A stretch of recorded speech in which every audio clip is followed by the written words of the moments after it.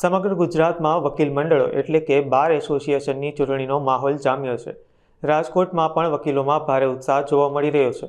રાજકોટ બાર એસોસિએશનની ચૂંટણીમાં બે મુખ્ય પેનલો સમરસ પેનલ અને આરબીએ પેનલ વચ્ચે ખરાખરીનો જંગ ખેલાઈ રહ્યો છે.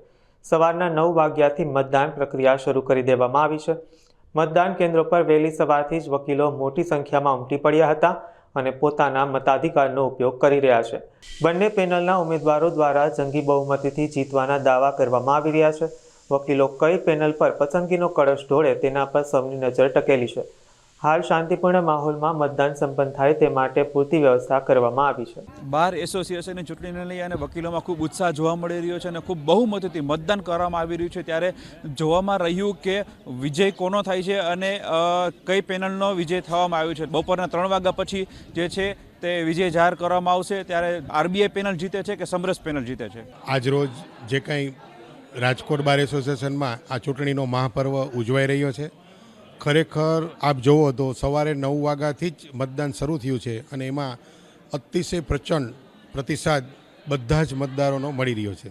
અમારી આરબીએ પેનલ છે અને આરબીએ પેનલની અંદર પણ અમોએ જે કાંઈ ચૂંટણી પ્રચાર કર્યો છે એમાં પ્રચંડ પ્રતિસાદ મળ્યો છે અને અમને વિશ્વાસ છે કે અમારી આરબીએ પેનલનો બહુમતીથી વિજય થશે જ.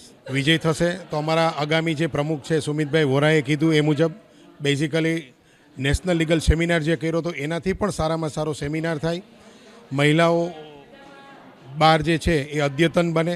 એ સિવાય એડવોકેટ ફેટર્નિટીના હિતમાં જે કાંઈ લીગલ અવેરનેસના કાર્યક્રમ છે એ સતત અને સળંગ ચાલુ રહે અને જુનિયર એડવોકેટોને પ્રોત્સાહન મળે એ સંબંધેના કાર્યક્રમો કરીશું.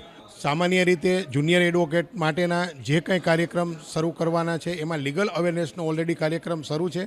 લીગલ અવેરનેસનો કાર્યક્રમ શરૂ કરવા પાછળનો બેઝિક આશય અમારો એ છે કે જે ન્યૂકમર જુનિયર એડવોકેટ હોય તો એ લોકો આત્મનિર્ભર થઈ શકે, સ્વનિર્ભર થઈ શકે, બેઝિક કાયદાનું જ્ઞાન મળે તો એમાંથી એમની પાસે કોઈ પણ અસીલ આવે તો એ અસીલમાંથી એ પોતે સ્વનિર્ભર બની શકે, એવો અમારો હેતુ છે. ગરિમાપૂર્ણ દિવસ છે. ગરિમાપૂર્ણ રાજકોટ બાર એસોસિએશનની ચૂંટણી છે. ગુજરાતના તમામ બાર એસોસિએશનની આજે ચૂંટણી છે. રાજકોટ બાર એસોસિએશનની અંદરની જે ચૂંટણી છે એનો જે માહોલ છે એ સમરસતા ફરીથી એસ્ટાબ્લિશ કરવા માટેનો આજે માહોલ છે.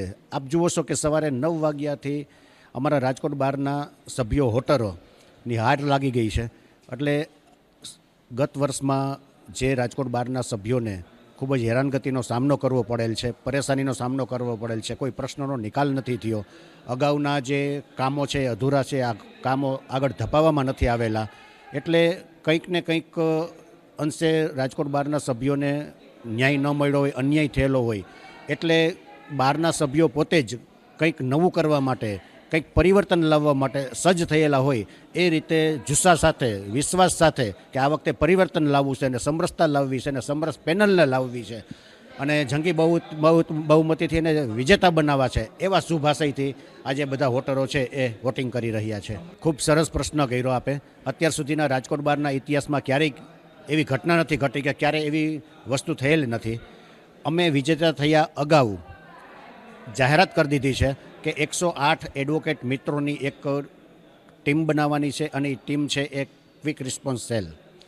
કોઈ પણ વકીલ મિત્રો હોય, કોઈ પણ સરકારી કચેરી હોય, કોઈ પણ પ્રકારની મુશ્કેલી આવે, એક ફોનથી અમારી ક્વિક રિસ્પોન્સ સેલના કોઈ પણ સભ્ય જે અવેલેબલ હોય એ તાત્કાલિક ત્યાં પહોંચી જશે અને જે કંઈ મુશ્કેલી થઈ હશે કે કોઈ ઘટના ઘટેલ હશે તો ખભે ખભો મિલાવી અને વકીલ સભ્ય, જુનિયર વકીલ મિત્રો, દરેક ફેકલ્ટીમાં કામ કરતા વકીલ મિત્રોની સાથે રહેશે.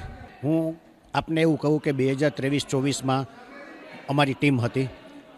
એની પહેલાં સિનિયરોની ટીમ હતી. સિનિયરોએ 2 કામ હાથ ધરેલા. એક રાજકોટ બાર એસોસિએશનના વેલફેર માટે 5 એકર જગ્યાનું કામ હતું અને વકીલ ભવનનું કામ હતું. એ 2 કામ એ લોકોએ અધૂરા રાખ્યા. ત્યાર પછી હું વાઇસ પ્રેસિડેન્ટ તરીકે આવેલો. એ બંને કામો છે એ મેં આગળ ધપાવેલા. એડવોકેટ ભવનનું 1 માળની મંજૂરી મળેલી, એને 5 માળની મંજૂરી કરાવેલી. એ ઉપરાંત જે 5 એકર જગ્યામાં 1% રકમ ભરવાની હતી, 4,21,000 એ રકમ ભરાયેલી. ત્યાર પછી આ 1 વર્ષ પૂર્ણ થયું.